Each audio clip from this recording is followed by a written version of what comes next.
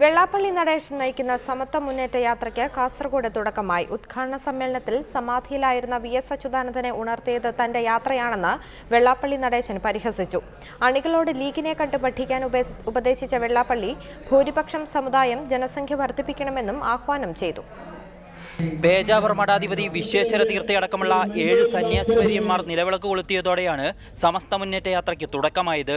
അക്കീരമൻ കാളിദാസ ഭട്ടതിരി ജാഥയുടെ പതാക വെള്ളാപ്പള്ളി നടേശന് കൈമാറി. തനിക്കെതിരെ പടനയിക്കുന്ന വി.എസിനെതിരെ ഉദ്ഘാടന സമ്മേളനത്തിൽ വെള്ളാപ്പള്ളി വിമർശനമുയർത്തി. അദ്ദേഹം സമാധിയായി.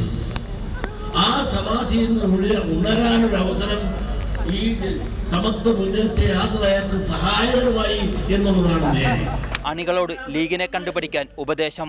അവർ സംഘടിതരായതെന്ന് ഇപ്പൊ 20 പടക്കുതിരയായി കേരളത്തില് നമ്മുടെ അസംബ്ലിയിലേക്ക് വന്ന് അവരാണ് ഭരിക്കുന്ന, ആരെങ്ങനെ ഭരിക്കണമെന്ന് തീരുമാനിക്കാനുള്ള അജയ്യ ശക്തിയായി ഇന്ന് മുസ്ലിം ലീഗ് വളർന്നു എങ്കിൽ അത് അവരുടെ കൂട്ടായ്മയാണ്.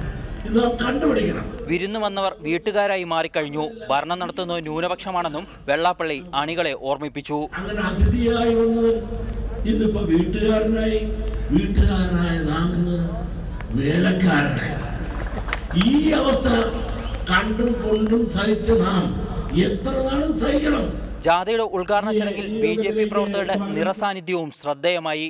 വെള്ളാപ്പള്ളി നടേശനെതിരെയും സമത്വ മുന്നേറ്റ യാത്രയ്ക്കെതിരെയും ഉയർന്നു വന്ന ആരോപണങ്ങൾക്കും വിമർശനങ്ങളുള്ള മറുപടി കൂടിയായി ഉദ്ഘാടന വേദി. ഡിസംബർ 5-ന് ജാഥ തിരുവനന്തപുരത്ത് സമാപിക്കുമ്പോൾ പുതിയൊരു രാഷ്ട്രീയ പാർട്ടിക്കായിരിക്കും പിറവിയെടുക്കുക.